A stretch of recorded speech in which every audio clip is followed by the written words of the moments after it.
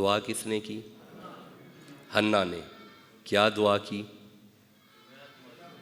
میں اپنی بیٹی مریم کو تیری پناہ میں دیتی ہوں۔ ماشاءاللہ، ذرا پڑھیں۔ میں اپنی بیٹی مریم کو تیری پناہ میں دیتی ہوں۔ اب ذرا توجہ کیجئے گا، مریم نے دعا کس سے کی؟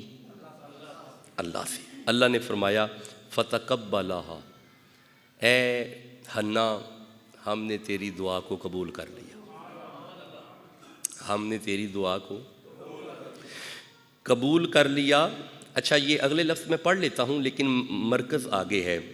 فتقبلھا ربھا، سو اس کے رب نے حنا کی دعا کو قبول کیا، بقبول، قبول کیا، حسن، ایک عمدہ انداز سے، وانبتھا نباتا، اور کمال مریم کی پرورش کی، وکفلھا زکریا، حنا نے دعا کی کہ میں اپنی بیٹی کو تیری پناہ میں دیتی ہوں، مریم کو۔ اللہ فرماتا ہے ہم نے تیری دعا کو قبول کیا، ہم نے مریم کو زکریا کی نگہبانی میں دے دیا۔ لو جی، یہاں پہ بات ختم ہوئی تھی۔ ہم نے مریم کو زکریا کی نگہبانی کہہ لیں، ترجمہ نگہبانی کر لیں، ہمیں پکڑنا نہ ہو جائے، نگہبانی ترجمہ کر لیں، حالانکہ نگہبانی بھی پناہ ہی ہوتی ہے۔ میں ذرا تھوڑا احتیاط والا بندہ ہوں، پناہ کہنے میں بھی حرج نہیں ہے، لیکن میں ذرا تھوڑا آگے چلتا ہوں، پھر انشاءاللہ ذرا مضبوطی آ جائے گی، پھر پناہ ہی کہہ لیں گے۔ ذرا تھوڑی سی مضبوطی آ جائے نا، پھر میں بتاؤں گا کہ یہ پناہ ہے۔ اللہ فرماتا ہے وَكَفَّلَهَا زَكَرِيَّا، اے مریم ہم نے تمہیں زکریا کی گود میں دے دیا۔ یہ جو زکریا کی گود ہے نا، یہی ہماری پناہ ہے۔ یہ جو زکریا کی گود ہے یہی ہماری۔ اب آپ نے غور کیا، اور بھائی اللہ جسے زکریا کی گود میں دے وہ مریم ہے، اور اللہ جسے علی کے باپ کی گود میں دے وہ محمد ہے۔ توجہ ہے نا جی، گفتگو کی طرف توجہ ہے نا جی۔ یہاں پہ اللہ کی پناہ نکلی، نبی کی نگہبانی، نبی کی۔ کیا ہم محسوس کر رہے ہیں کچھ نتیجہ سامنے آیا ہے؟ جب ہم کہتے ہیں اعوذ باللہ، ہمیں اللہ کی پناہ چاہیے، اس آیت نے بتا دیا نبی کی سپرویژن میں آ جاؤ، یہی اللہ کی پناہ ہے۔ نبی کی سپرویژن میں آ جاؤ، اللہ سلامت رکھے۔ بس میں اسے یہیں پہ چھوڑتا ہوں، ورنہ بات آگے ہے۔ کلما دخل علیہا زکریا المحراب، اب چونکہ گود نبی کی تھی، زکریا کی، مریم پل رہی تھی۔ ایک دن مریم حجرے میں تھے، زکریا باہر تھے۔ جب باہر سے حجرے میں آئے، وجد عندہا رزقا، مریم کے سامنے بے موسمی پھل پڑے ہوئے ہیں۔ قال یا مریم ان لکی ھذا، جناب زکریا فرماتے ہیں مریم یہ پھل کہاں سے آئے؟ قالت ومن عند اللہ، مریم نے جواب دیا بازار سے نہیں آئے، اللہ نے جنت سے بھیجے ہیں۔ اللہ نے، اب آپ کو سمجھ آئی، بندہ نبی کی پناہ میں آ جائے جنت سے کھانے آ جاتے ہیں۔ چلو یہ اس طرف گئے تو پھر بات یہ لمبی ہے، ذرا واپس آؤ ذرا۔ میں یہ اللہ کی پناہ سمجھ آ گئی، نبی کی نگہبانی اللہ کی پناہ ہے۔ اب آئیے سورہ یوسف کی طرف چلتے ہیں، 12 نمبر سورہ ہے۔ اگر ساری سورہ یوسف پڑھوں گا تو بات لمبی ہو جائے گی۔ حضرت یوسف کو خواب آیا، باپ کو سنایا، مصر میں چلے گئے، کنویں میں ڈال آئے، مصر میں آ گئے، یہ ساری بات لمبی ہے۔ میں آئیے حضرت یوسف کی جوانی پڑھتا ہوں، حضرت یوسف کی جوانی پڑھتے ہیں، پھر اپنے موضوع پہ چونکہ ہم رہیں گے۔ اللہ فرماتا ہے کہ وَرَوَادَتْهُ الَّتِي هُوَ فِي بَيْتِهَا، حضرت یوسف پہ ایک ایسا وقت آیا کہ جب زلیخا دل یوسف کو دے بیٹھی، مر گئی حضرت یوسف پہ، فدا ہو گئی، بھئی فدا ہو گئی، قربان ہو گئی۔ حضرت یوسف پہ جب فدا ہو گئی نا، اب میں اس طرف نہیں جاؤں گا کہ اس نے پھر عورتیں بلائیں، پھر کہا میں سچی ہوں آ کے دیکھو تو صحیح نا، اور یہ آپ کو پتہ ہے کہ پھر ان کی انگلیاں کٹتی رہیں، یوسف کا دیدار ہوتا رہا اور انہیں درد نہیں ہوا۔ جن کے سامنے یوسف ہو وہ انگلیاں کاٹتے ہیں، جن کے سامنے حضور ہو وہ گردنیں کاٹتے ہیں۔ یہ ایک طویل بات ہے، اس طرف نہیں جانا۔ اب اللہ فرماتا ہے جب زلیخا یوسف پہ فدا ہوئی تو ایک وقت ایسا بھی آیا کہ وَرَوَادَتْهُ الَّتِي هُوَ فِي بَيْتِهَا، زلیخا نے اپنے گھر کے سارے دروازے بند کیے، 7 دروازے، کتنے؟ ذرا جلدی بولیں، کتنے دروازے بند کر کے ان نفسہ، شدید خواہش کا اظہار کیا۔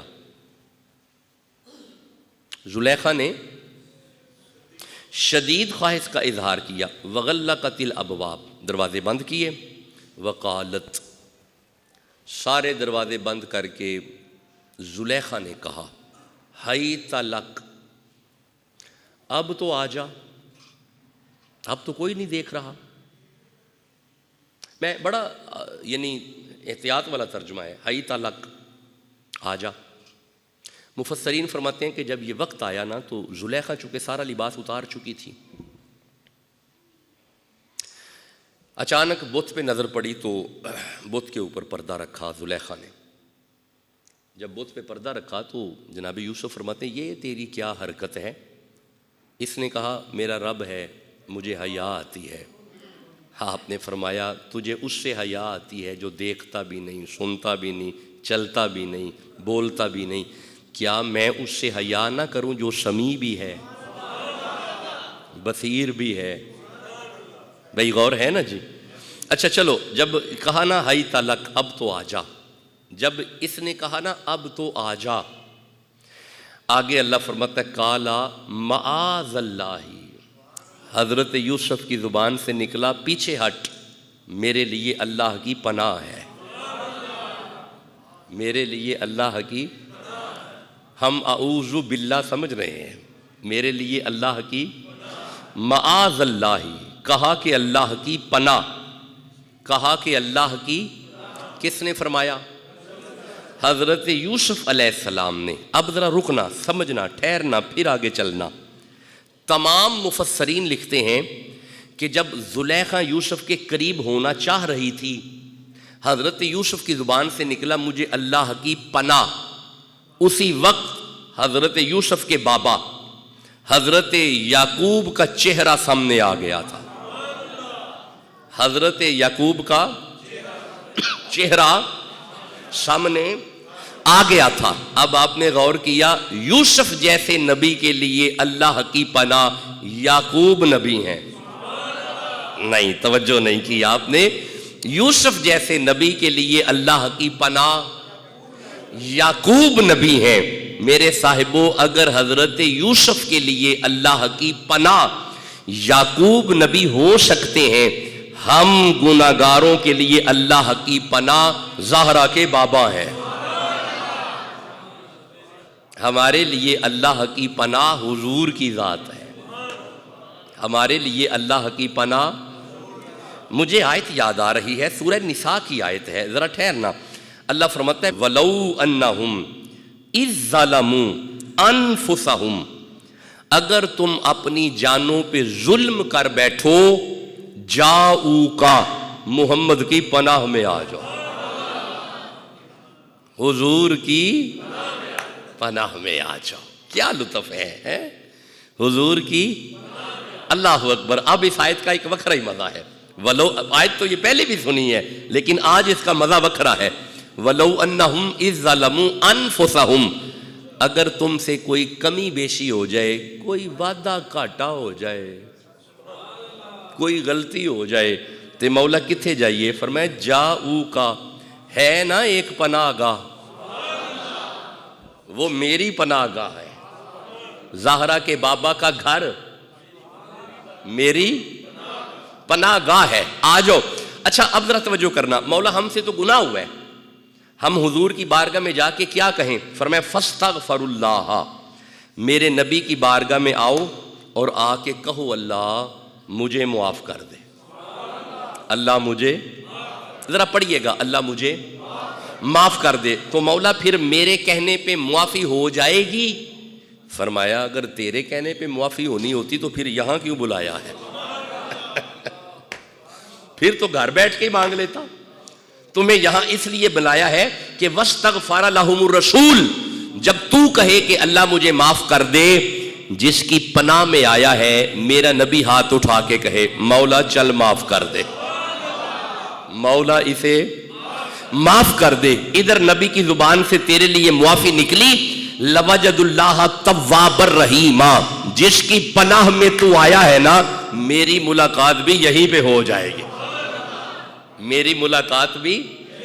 اب آپ کو سمجھ آ گئی نبی کا در ہمارے لیے اللہ کی پناہ گاہ ہے.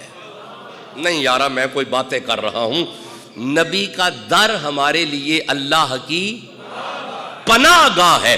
اب جب ہم کہتے ہیں نا اعوذ باللہ، اللہ ہمیں تیری پناہ چاہیے، اب اس کا معنی یہ ہوگا اعوذ باللہ، اے اللہ ہمیں محمد کے قدموں میں رکھنا، ہمیں حضور کے قدموں میں رکھنا. حضور کا در اللہ کی پناہ ہے، حضور کا در اللہ کی. اچھا اگر آپ مجھے اجازت دے تو یہ حضرت زلیخا اور یوسف والی آیت ذرا آگے نہ پڑھوں، ایک اور عقدہ کھلے گا. ذرا آگے پڑھتا ہوں پھر اس میں ایک اور عقدہ کھلے گا. حضرت یوسف نے جب فرمایا نا قال معاذ اللہ، مجھے اللہ کی پناہ، اللہ کی پناہ. آگے اللہ فرماتا ہے اگلی آیت میں وَلَقَدْ ہَمَّتْ بِهِ، توجہ، وَلَقَدْ ہَمَّتْ بِهِ، وَلَقَدْ ہَمَّتْ بِهِ. ٹھیک ہے، بہت پیارا ترجمہ ہے. ترجمہ ڈاکٹر صاحب نے بھی یہی کیا. میرے ذہن میں آیا تھا کہ زلیخا یوسف کا قصد کر چکی تھی. یہ ذرا احتیاط والا ترجمہ ہے. زلیخا یوسف کا ارادہ کر چکی تھی، زلیخا یوسف کا، بس اشارہ سمجھے، ارادہ کر چکی تھی. اللہ بیان کر رہے ہیں بھائی بند کمرہ ہے، صرف یوسف ہیں اور زلیخا ہیں. اللہ بیان فرماتا ہے کہ وقت آیا حضرت یوسف پہ کہ زلیخا یوسف کا ارادہ قصد کر چکی تھی. توجہ توجہ، وَلَقَدْ ہَمَّتْ بِهِ، زلیخا نے ان کا قصد کر لیا. وَهَمَّ بِهَا، یوسف بھی قصد کر جاتے. یہ قابل غور ہے. وَهَمَّ بِهَا، یہی ترجمہ کیا ہوگا یہاں پہ. شاید کہ وہ بھی قصد کر لیتے. کون؟ یوسف علیہ السلام. دیکھیں یہ نفس امارہ ہے. سورہ اس سورت کے پیچھے سب سے جو پہلی آیت نا، اس پارہ کے پیچھے سب سے پہلی آیت، ان نفس لامارۃ بالسوء، نفس امارہ تمہیں ہر ممکن برائی پہ ابھارے گا. اسی کو تو قابو کرنا ہے. اس نے برائی کروانی ہے، اس نے برائی کروانی ہے. یو ہیو ٹو کنٹرول، آپ نے اسے کنٹرول کرنا ہے. اور آپ اسے کنٹرول تب کریں گے جب آپ کی انر سائیڈ قوی ہوگی.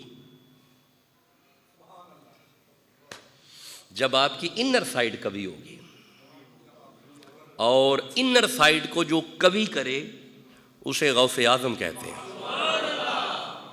خیر چلیں، یہ ضرورت شیخ پہ میں پھر اس پہ باقاعدہ خطاب کروں گا، آج نہیں. اللہ فرماتا ہے آج یہ سمجھیں وَلَقَدْ ہَمَّتْ بِهِ، زلیخا کا ارادہ پکا تھا، کر چکی تھی، قصد کر چکی تھی. زلیخا کا ارادہ ہو گیا تھا.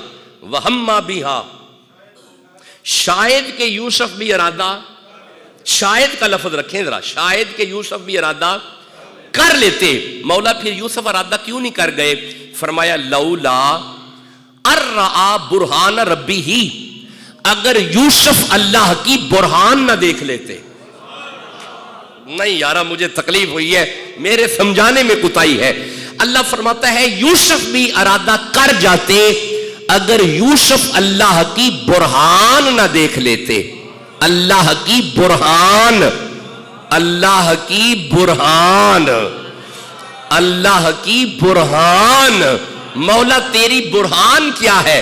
فرمایا سنو، قد جاءکم برہان من ربکم، زہرا کا بابا میری برہان ہے. تمہاری طرف حضور کو میں نے برہان بنا کے بھیجا ہے.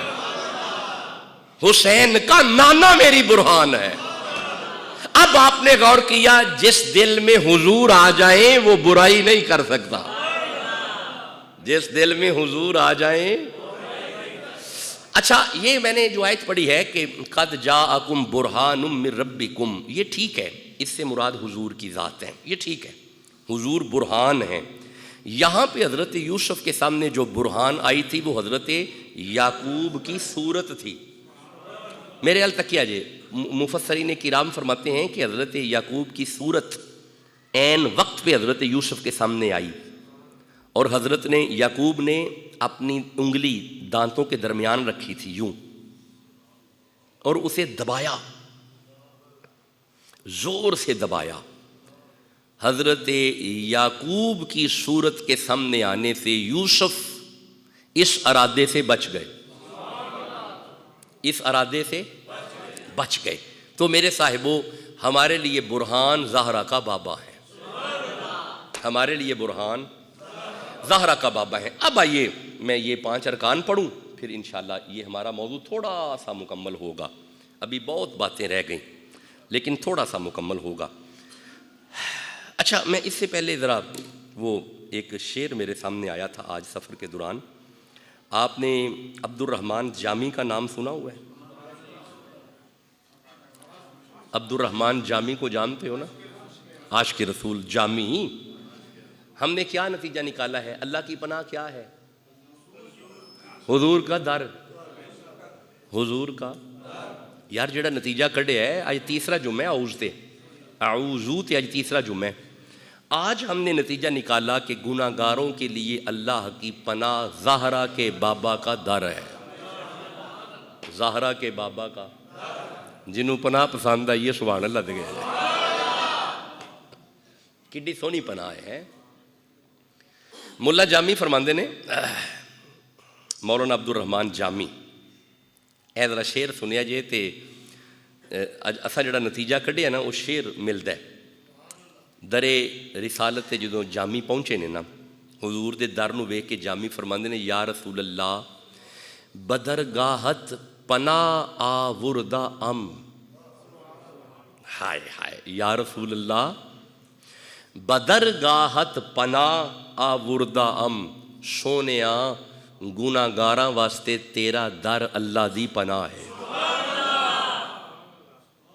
سونیا گناہ گاراں واسطے تیرا در اللہ کی.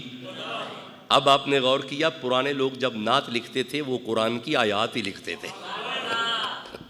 اب تو پتہ نہیں بندے کیا کیا لکھ رہے ہیں، اب تو سمجھ نہیں آتا جاتے کدھر ہیں. اب تو تقریباً گانے جو ہے نا ان کی آوازوں پہ ساری نعتیں آ گئی ہیں. یہ دیکھیں نعت، یا رسول اللہ بدرگاہت پناہ آوردہ ام.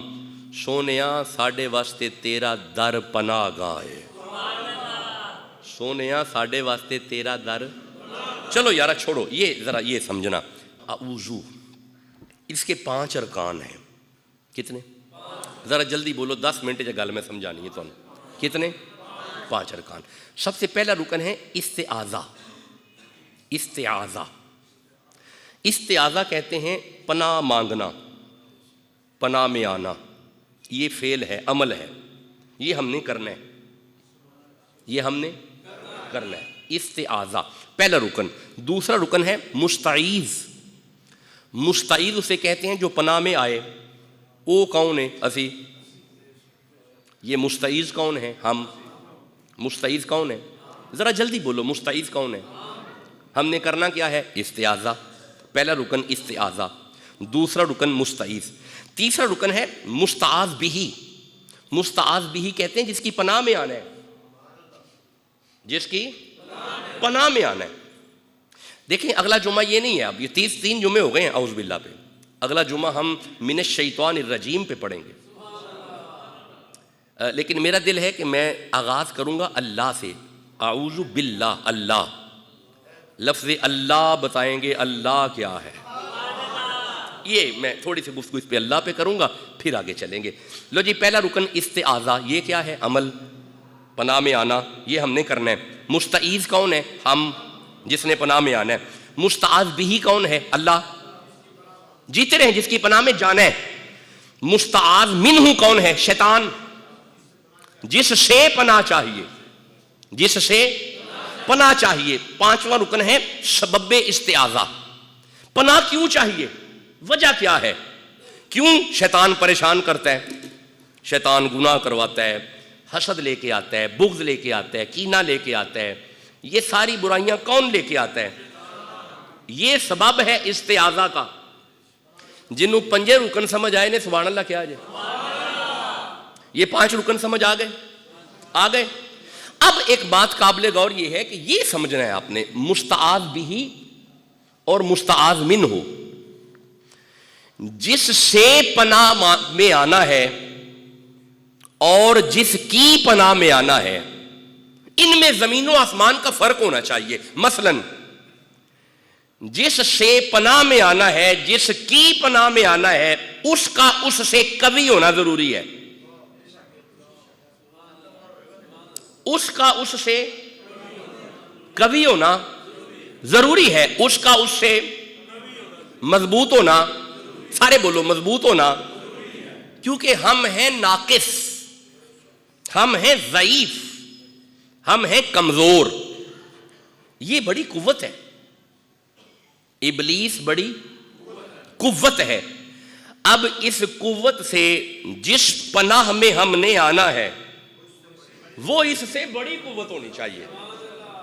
وہ اس سے بڑی قوت ہونی چاہیے. اس کا مطلب ہے ہمارے لیے وہ در پناہ ہوگا، وہ در پناہ گاہ ہوگا جو در ابلیس کی قوت سے بڑا ہوگا. جیتے رہیں. میں مسئلہ سمجھانے میں کامیاب ہو گیا. جو ابلیس سے قوت میں قوی ہوگا، مضبوط ہوگا، بڑا ہوگا. مثال دیتا ہوں، ٹھہرنا. انڈیا اور چائنا کی جنگ ہو گئی. انڈیا کو پناہ چاہیے کیونکہ فتح ہو رہی ہے چائنا کو. اب انڈیا کس کی پناہ طلب کرے گا؟ جو چائنا سے کمزور ہوگا، جو چائنا سے بھی طاقتور، یعنی امریکہ. سپوز امریکہ، مثال دے رہا ہوں، امریکہ کی پناہ مانگے گا. کیوں؟ امریکہ چائنا سے طاقتور ہے.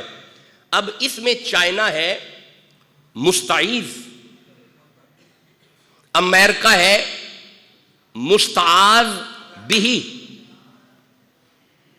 اور انڈیا ہے، انڈیا نے پناہ لینی ہے، انڈیا ہے مستعیذ، امریکہ ہے مستعاذ بھی. اور جس سے پناہ چاہیے وہ ہے مستعاذ منہ. جیتے رہیں. مستعاذ منہ یعنی مستعیذ اس کی پناہ میں جائے گا جو مستعاذ منہ سے قوی ہے. مستعاذ منہ سے، شیطان سے قوی. اب آئیے میں قرآن حکیم میں سے دیکھنا چاہتا ہوں کیا ایسی کون سی قوتیں ہیں جو شیطان سے بھی بھاری ہیں.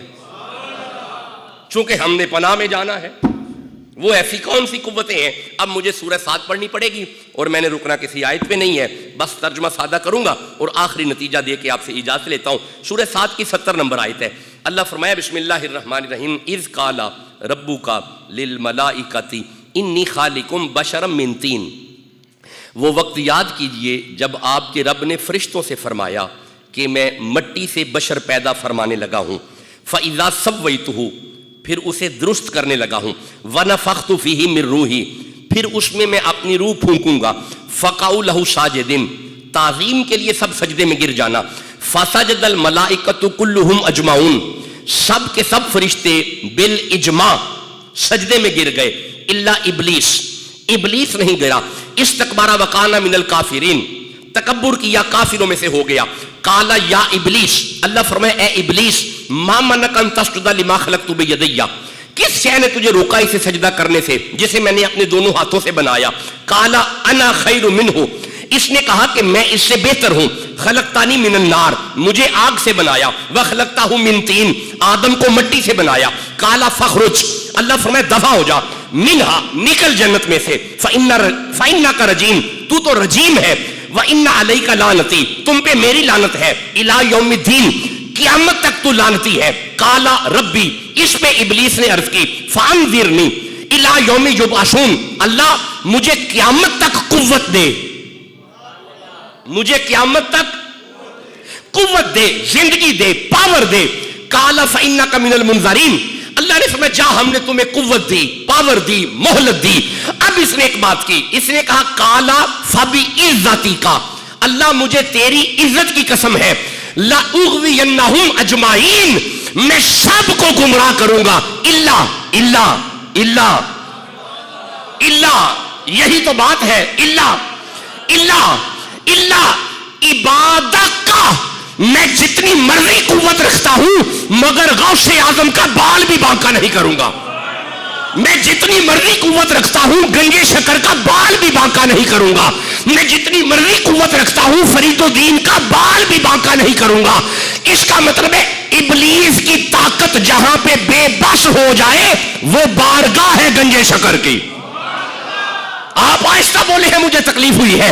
ابلیس کی قوت جہاں پہ بے بس ہو جائے وہ بارگاہ ہے داتا حجویر کی، وہ بارگاہ ہے غوث اعظم کی، وہ بارگاہ ہے نظام الدین کی.